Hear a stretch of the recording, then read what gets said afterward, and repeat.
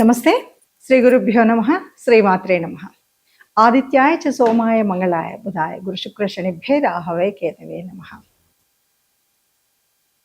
ప్రస్తుతం మనకి గురుగ్రహం మారబోతుంది అన్న విషయం దాదాపు మామూలు మానవులకు కూడా అందరికీ తెలిసిపోయినటువంటి విషయం. ఏ గ్రహమైనా సరే నిరంతరం చెలిస్తూనే ఉంటుంది. మరి ఆ చలనంలో ఒక్కొక్క గ్రహానికి ఒక్కొక్క కాలపరిమితి ఉంది. అలాగా మరి గురుగ్రహం ఒక రాశి నుండి మరొక రాశిలోకి వెళ్ళాలి అంటే దాదాపు 1 సంవత్సర కాలం పడుతుంది. అలా ఏ రాశిలో అయితే ఉందో ఆ రాశికి మళ్ళీ రావాలి అంటే దాదాపు 12 సంవత్సరాలు పడుతుంది. అందుకే ప్రతి సంవత్సరం కూడా గురుగ్రహం మారినప్పుడు ఒక్కొక్క రాశిలోకి మారుతుంటే ఒక్కొక్క నదీమ తల్లికి పుష్కరాలు రావడం అనేటువంటిది మనం చూస్తున్నటువంటి విషయం. మరి ఈ గురుగ్రహం మరి ఇప్పుడు మారేటువంటి ఈ సమయంలో మారుతున్నటువంటి స్థితి ఏంటి అని చూస్తే చెప్పాలి అంటే ఒక రాశి నుండి మరొక రాశిలోకి ప్రవేశించాలి.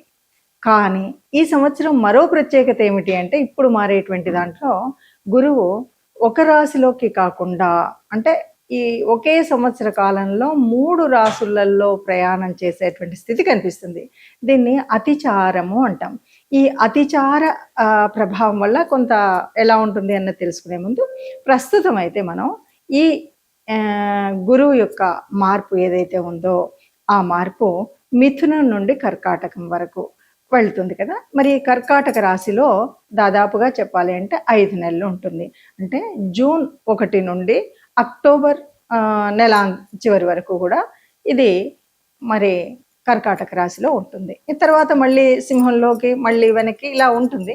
సరే, ముందు కేవలం ఈ 5 నెలల కాలంలో గురుగ్రహము కర్కాటకంలో ఉన్నప్పుడు ద్వాదశ రాశులకు ఎలా ఉంటుందో అని చూసే ముందు అసలు మరి గురుగ్రహం యొక్క స్థితి ఏంటి, అసలు గురుగ్రహ లక్షణాలు ఏంటి, గురుగ్రహం చేసే మంచి ఏంటి అని కనుక మనం చెప్పుకున్నట్టయితే గురుగ్రహం అంటే అత్యంత పుణ్యగ్రహం ఏదైనా ఉంది అంటే గురుగ్రహమే.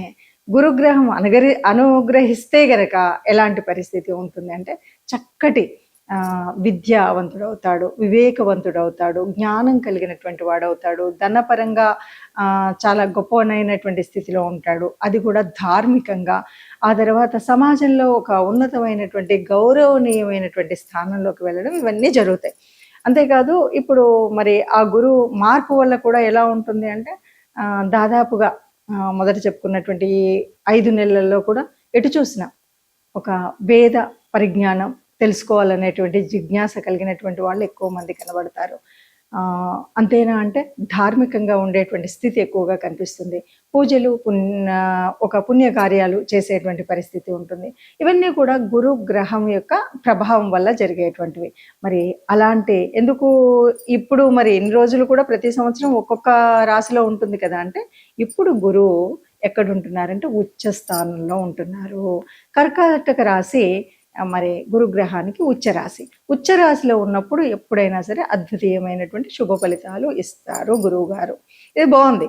మరి మనకు మానసికంగా మనకి ఎలా ఉంటుంది అంటే ప్రతి ఒక్కరికి కూడా దాదాపు గురువు అనేటువంటి వాడు అనుకూలమైన అంటే మిత్రస్థానంలో ఉన్నా శత్రుస్థానంలో ఉన్నా కూడా ఎవరికి చెడైతే చెయ్యడు.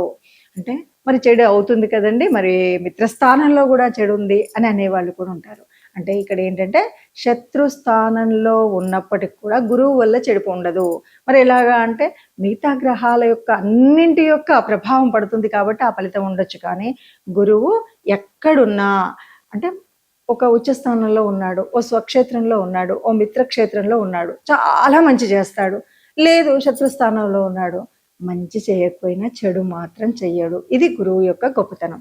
మరి ఇలా ఉన్నప్పుడు ఇలాంటి పరిస్థితులలో ఒక అద్భుతీయమైనటువంటి ఒక గొప్పనైనటువంటి ధార్మిక సాంస్కృతిక కార్యక్రమాలు చేసుకోవడానికి వీలైనటువంటి సమయం, మనకు 10 మంది గౌరవం ఇచ్చేటువంటి సమయం. ఇంతేకాదు కొన్ని వృత్తుల వారికి చాలా అభివృద్ధి చెందేటువంటి, ముఖ్యంగా ఎవరైతే ఉపాధ్యాయ వృత్తి, ఎందుకంటే అది గురు వృత్తి, గురుతత్వం, అలాంటి వృత్తిలో ఉన్నటువంటి వాళ్ళకి చాలా మంచి జరుగుతుంది. అలాగే ఎవరైనా న్యాయం అంటే లాయర్స్ వీళ్ళన్న అంటే ఇది కూడా ధర్మబద్ధంగా ఉండేటువంటి వాళ్ళకి మాత్రమే మంచి జరుగుతుంది అని చెప్పచ్చు.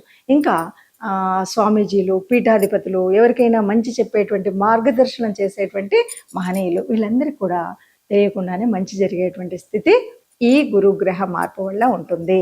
మరి ఇలా ఉన్నప్పుడు సరే అందరికీ మంచి జరుగుతుంది అన్నాం, కొంతమందికి తటస్థంగా ఉంటుంది అన్నాం. ఎందుకంటే ఇది ఆ గ్రహం యొక్క స్థితిని బట్టి కానీ దృష్టిని బట్టి కానీ ఉంటుంది అన్నది మనకు తెలుసు. సరే, మరి ఇప్పుడు ఏ ఏ రాశి వారికి ఎలా ఉంటుందో చూద్దాం. తదుపరి రాశి సింహరాశి. సింహరాశిలో సింహరాశి వారికి గురు గ్రహం మార్పు వల్ల ఏమైనా ఉంటుందా అంటే 5 నెలల కాలం ఎలా ఉంటుంది అంటే ఇది ఎక్కడ జరుగుతుంది? 12వ ఇంటిలో. 12వ ఇల్లు అంటే ఖర్చు స్థానంలో ఉన్నాడు. మరి గురువు ఖర్చు స్థానంలో ఉంటే ఏం చేస్తారు అంటే ఖర్చు పెడతారు. ఏ రకమైన ఖర్చు పెడతారు అంటే గురువు చేసే పుణ్యకార్యాలు ఏమున్నాయో, గురువు యొక్క ఇష్టమైన కార్యాలు ఏమున్నాయో వాటికి ఖర్చు పెడతారు. అంటే దేనికి ఖర్చు పెడతారంటే ఖర్చు అవుతుంది తప్పకుండా, 12వ స్థానం కాబట్టి ఖర్చులు బాగా ఉంటాయి. ఏ ఏ విషయాల్లో ఖర్చు అవుతాయి అంటే ధార్మిక విషయాలకు ఖర్చు అవుతుంది, శుభకార్యాలకు ఖర్చు అవుతుంది. 12వ స్థానం కాబట్టి ఎవరైనా ఎక్కడైనా విదేశాలు వెళ్ళాలనుకున్న వాళ్ళు కానీ, చాలా దూర ప్రాంతాలు వెళ్ళాలనుకున్న వాళ్ళు అంటే పుణ్యక్షేత్రాలు అలా వెళ్ళాలనుకున్న వాటికి వాళ్ళకి ఇదంతా కూడా అనుకూలంగా ఉంటుంది. ఆ పుణ్యక్షేత్రాల్లో ఖర్చు ఉంటుంది, ఆ విదేశాలకు వెళ్ళి జ్ఞానం సంపాదించడానికి ఖర్చు అవుతుంది, లేదా మన ఇంట్లో జరిగే పుణ్య కార్యాలకు ఖర్చు అవుతుంది, లేదా ఏదైనా ధార్మిక కార్యాలు జరిపిస్తూ ఖర్చు చేస్తారనమాట. తప్పకుండా వీళ్ళ సంపాదనలో చాలా వరకు ఖర్చు అవుతుంది. కానీ ఈ ఖర్చు అంతా రేపటి పుణ్యానికి పనికొచ్చేటువంటి ఖర్చుగానే ఉంటుంది. అంటే అయ్యో అంతా బూడిదలో పోసిన పన్నీర్ అయింది అనే విధంగా ఒక్కటి ఉండదు. ఈ రోజు మనం చేసినటువంటి ఖర్చు పెట్టిన ప్రతి పైసా రేపటి కాలానికి పుణ్యాన్ని ఇచ్చేటువంటి ఖర్చుగానే ఉంటుంది. అంటే పుణ్యకార్యాలకు, ధార్మిక కార్యాలకు, జ్ఞాన సంపదకు, ఏదైనా జ్ఞానాన్ని పొందడానికి విదేశీయానం చేయడం కోసమో లేదా పుణ్యక్షేత్రాలు వెళ్ళడం కోసం మాత్రమే ఖర్చు అవుతుంది అని చెప్పచ్చు. మరి ఇది కదా ఫలితాలు. ఇలా ఉంటే ఎలా ఉంటుంది అంటే మనకు గురువు శత్రువు, గురువు మిత్రుడు, లేకపోతే ఇలా అన్నప్పుడు అన్నీ బాగానే ఉన్నాయి, ఏంటి మరి నేను అనుకున్నది అనుకున్నట్టుగా జరుగుతుందా అని రకరకాలైనటువంటి అనుమానాలు కూడా ఉంటాయి. అంటే మరి ఇప్పుడు నాకు గురువు అయితే శత్రుస్థానంలో ఉంది, మిగతా గ్రహాలు చూస్తే ఇలా ఉన్నాయి, ఏం చేయాలి అంటే తప్పనిసరిగా ఏ గ్రహానికైనా మనకి ఆ గ్రహ ప్రభావం సత్ఫలితాన్ని ఇవ్వాలి అంటే తప్పకుండా మనం ఏదో ఒక రెమెడీ చేసుకోవాల్సినటువంటిది అయితే ఉంటుంది.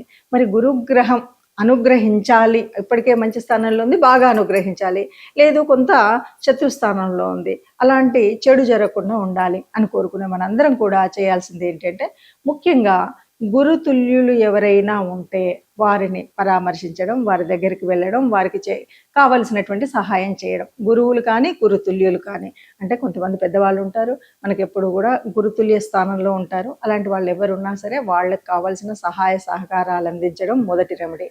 అలానే అంతేనా అంటే పెద్దవాళ్ళలో ముఖ్యంగా తల్లిదండ్రులు, అంతేకాకుండా అత్తమామలు అవ్వచ్చు, ఇంకెవరైనా సరే పెద్దలు వృద్ధులు ఎవరైతే ఉన్నారో వారిని గౌరవించడం.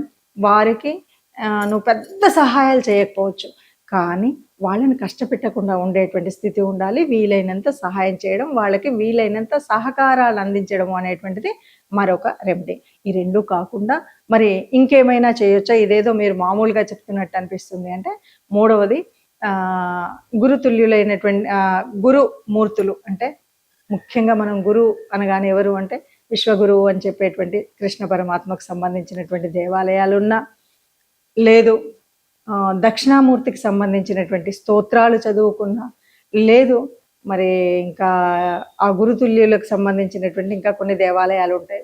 మీ ఇష్టానుసారంగా మనము ఆ గురువులను అంటే వీర రాఘవేంద్ర స్వామి ఇలా ఉంటారు కదా, వీళ్లను అనుసరించి మనం ఆ స్వామి వాళ్ళ దేవాలయానికి వెళ్ళడం, అక్కడ పూజ చేయించడం, ఇవి ఒక ఎత్తు. ఇక నవగ్రహాల్లో గురుగ్రహానికి అభిషేకం చేయించడం మరొకటి. ఇది కూడా మనం చేయవలసినటువంటిదే. గురుగ్రహానికి సంబంధించినటువంటి ధాన్యాన్ని దానం చేయడం, ఇది కూడా మనం చేయవలసినటువంటి స్థితి. ఇవన్నీ మనం చేస్తూనే వీటితో పాటు ఎక్కువగా మనం అందించవలసింది ఏంటంటే మీకు తెలిసిన జ్ఞానాన్ని నలుగురికి అందించండి. జ్ఞానప్రదమైనటువంటి గ్రంథాలు ఉంటాయి కదా, అంటే ధార్మిక గ్రంథాలు, వీటిని వీలైతే మీకు చేతనైతే వాటిని పంచిపెట్టడానికి సహాయ సహకారాలు అందించండి. అంటే 4 పుస్తకాలు కొని నలుగురికి ఇవ్వండి, మీకు తెలిసిన జ్ఞానాన్ని పంచండి. వీటితో పాటు చివరిగా మీకు ఇందులో ఏది వీలైతే అది చేసుకోవచ్చు, ఇలా చేయండి. వీటితో పాటు చివరిగా గోశాలకు వెళ్ళడం లాంటివి కూడా మనము అంటే గురు గ్రహం యొక్క మనం ప్రీతి పాత్రులు అవ్వడానికి మరొకటి గోశాలకు వెళ్ళడం, గోగ్రాసం అందించడం చేయొచ్చు. ఇలా చేసినట్టయితే మనకున్నటువంటి ఆ మాత్రం ఈ మాత్రం ఉన్నటువంటి చెడు కూడా ఉండకుండా అంతా మంచి జరిగే స్థితి ఉంటుంది. ముందుగా ఈ 5 నెలలకు గాను మీకు వీలైనంత గురు గ్రహానికి అనుగ్రహం పొందడం కోసం గురువులకు సేవ చేస్తారా, గురు దేవాలయాలకు వెళతారా, గురు తరమైనటువంటి అంటే గురుతుల్యులైనటువంటి పెద్దల్ని గౌరవిస్తారా, మీ ఇష్టం. అందరం మాత్రం హాయిగా ఉండాలి, ఆనందంగా ఉండాలి, సుఖంగా ఉండాలి, ఏ కష్టం రాకుండా ఉండాలన్నదే అసలైనటువంటి ఉద్దేశం. అందరం సుఖంగా ఉందాం, అందులో అందరం మనం ఉందాం. నమస్తే.